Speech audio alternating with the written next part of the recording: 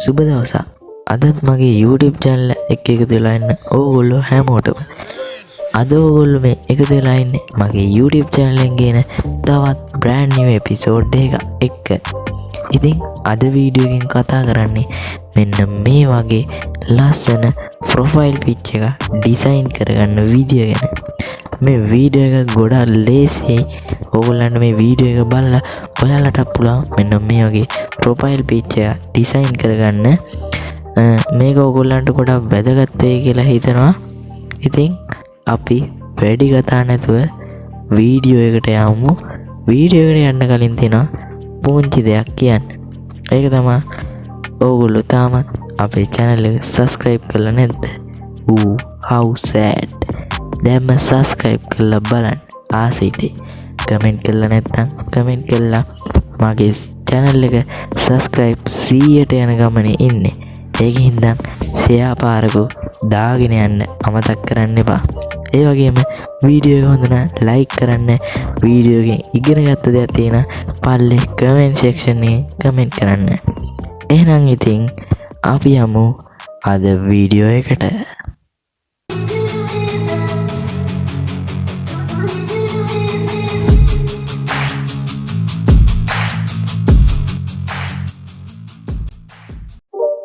හරි, ඉතින් අපිට මේ ඇප්ලිකේෂන් අපිට මේ ෆොටෝ එක ඩිසයින් කරගන්න ඇප්ලිකේෂන් අවශ්‍ය වෙනවා. ඒ තමයි මෙන්න මේ Snapseed කියන ඇප් එක. ඕගොල්ලන්ට ඉතින් ගොඩක් අඩුම MB ගානකට මේ ඇප් එක ඉන්ස්ටෝල් කරගන්න පුළුවන්. ඉතින් මම මේක ඉන්ස්ටෝල් කරගෙන තියෙන නිසා මම දැන් මේක ඕපන් කරගන්නවා. මෙන්න මේ විදිහට මම මේ ඇප් එක ඕපන් කරගත්තට පස්සේ ඕගොල්ලන්ට වෙන මෙතනින් ප්ලස් මාක් එක ඕගොල්ලන්ට එඩිට් කරගන්න ඕනි ෆොටෝ එක මේකසට යවන්න ඕනේ. මේ ප්ලස් මාක් එක ක්ලික් කළා තමයි ඕගොල්ලෝ දැන් මේ ප්ලස් මාක් එක ක්ලික් කරගන්න. එතකොට මේ වගේ ඉන්ටර්ෆේස් එකක් තමයි ඉන්නේ. ඕගොල්ලන්ට ඕනි ෆොටෝ එක මෙතන ડોකියුමන්ට් එක විදිහට තියෙනවා නම් මෙතනින් දෙන්න පුළුවන්. මම මෙන්න මෙතන තියෙන ඉරිකැලිටි උඩ ක්ලික් කළා. මෙතන පොඩ්ඩක් පල්ලට ගිහිල්ලා මෙන්න මේ ගෑලරි කියන එක උඩ ක්ලික් කරනවා. ඊට පස්සේ මම දැන් මට ඕනි ෆොටෝ එක මෙතනින් ක්ලික් කරගන්නවා. හරි, මේ තියෙන්නේ මට ඕනේ ෆොටෝ එක. ඕගොල්ලන්ට දැන් මේකේ බෑග්ග්‍රවුන්ඩ් එක මට පොඩ්ඩක් මේකේ බර් කරගන්න ඕනි. මම දැන් මෙන්න මේ පෙන්සිල් අයිකන් එක ක්ලික් කරනවා. ඒක උඩ ක්ලික් කළා මෙතන වින්ටේජ් කියලා ලෑම්ප් එක අයිකන් එකක් තියෙනවා පේනවාද? මෙන්න මේක ඕගොල්ලෝ ක්ලික් කරගන්න ඕනි. ඒ ක්ලික් කරගත්තට පස්සේ මෙන්න මේ අන්තිමට තියෙන 12 කියන ෆ්‍රේම් එක උඩ ක්ලික් කළා මේ ස්ක්‍රීන් එක ඔයාගේ මේ මැදට මේ අත ගෙනහිල්ලා පොඩ උඩට දාන්න මේ වගේ එකක් බලා ගන්න පුළුවන්. ඕගොල්ලන්ට තියෙන්නේ දැන් ඒක පොඩ මේ විදිහට හදා ගන්න.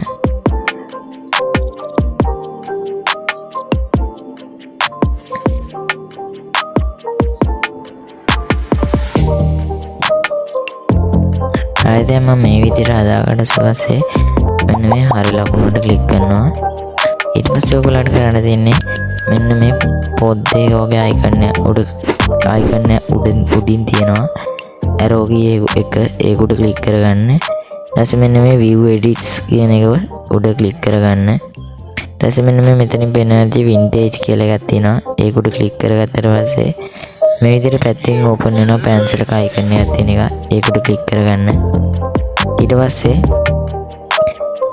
මේ විදිහට මෙන්න මේක උඩ ඔයගොල්ලෝ ක්ලික් කරගන්න ඕනේ. හරි, ඊට පස්සේ මෙන්න මේ වින්ටේජ් එක මෙන්න මේ මැද තියෙන වින්ටේජ් එක ඔයගොල්ලෝ බිඳුවටම හදා ගන්න ඕනේ. මේ විදිහට වැඩි වෙලා තිබුණා ඒක ඔයගොල්ලෝ බිඳුවටම හදා ගන්න ඕනේ.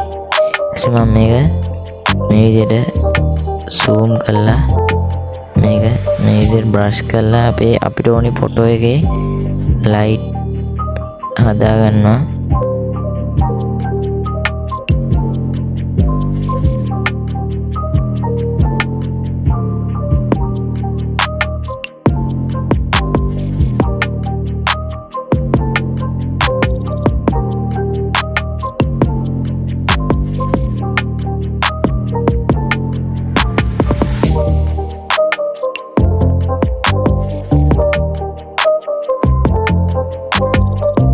ඔන්න විදියට අපි මේ ෆොටෝ එක අපේ ඔබ්ජෙක්ට් එක ඉරේස කරගෙන ඉවරයි.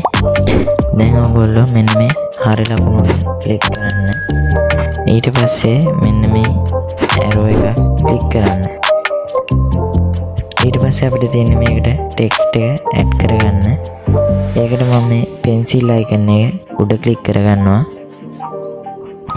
ඊට පස්සේ මේක පොඩ්ඩක් පල්ලට ගිහලා මේ ටෙක්ස්ට් කියන එක උඩ ක්ලික් කරගන්නවා. ඊට පස්සේ ඔයගොල්ලෝ මෙන්න මේ L2 line කියන ෆොන්ට් එක උඩ ක්ලික් කරගන්න ඕනේ. මම දැන් ඒක උඩ ක්ලික් කරන්න මෙන්න මේ L2 කියන එක උඩ. ඊට පස්සේ ඔයගොල්ලන්ට මේක දැන් ඔයාට කැමති ටෙක්ස්ට් එකක් මේකට දෙන්න බෑනේ. ඔයාලා මෙන්න මේ තියෙන ටෙක්ස්ට් එක උඩ ඩබල් ක්ලික් කරන්න මෙන්න මේ විදිහට. ඊට පස්සේ මෙන්න මේ විදිහට අපිට ඕන එක ටයිප් කරගන්න එනවා. මම මෙතන මගේ නම මේ විදිහට ටයිප් කරගෙන මෙන්න මේ OK කියන එක උඩ ක්ලික් කරගන්නවා. ඊට පස්සේ මම මේක මට ඕනි සයිස් එකට මේ විදිහට ඇඟිලි දෙකෙන් හදා ගන්නවා.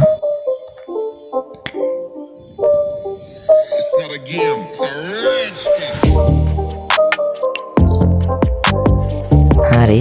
ඊට පස්සේ දැන් ඔයගොල්ලෝ මෙන්න මේ ආර ලකුණට ක්ලික් කරගන්න. හරි. දැන් අපිට තියෙන්නේ මේ අපේ එඩිට් එකේ අන්තිම කොටස.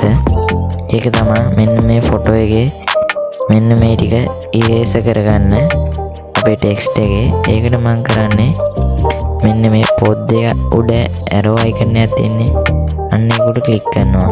ඊට පස්සේ මෙන්න මේ view edits කියන ලයින් එක ක්ලික් කරගන්නවා. ඊට පස්සේ මෙන්න මේ ටෙක්ස්ට් කියන එක උඩ නැවත ක්ලික් කරගෙන මෙන්න මේ පෙන්සිල් අයිකන් එක උඩ ආයෙමත් ක්ලික් කරගන්නවා. ඊට පස්සේ මෙන්න මේ විදිහට මෙන්න මේ කොටුවක් වගේ එකක් තියෙන්නේ. අන්න ඒක උඩ ක්ලික් කරගන්නවා. එතකොට අපේ ටෙක්ස්ට් එක බලා ගන්න පුළුවන්. ඊට පස්සේ නැවත මම මේ අඩු කිරීමේ ඉතලය ක්ලික් කරලා මෙන්න මේ 100 කියන එක බිඳුව විදිහට හදා ගන්නවා මේ විදිහට. ඊට පස්සේ මම මේක zoom කරලා අපේ ටෙක්ස්ට් එක ඉරේස කරගන්න එක සිදු කරනවා.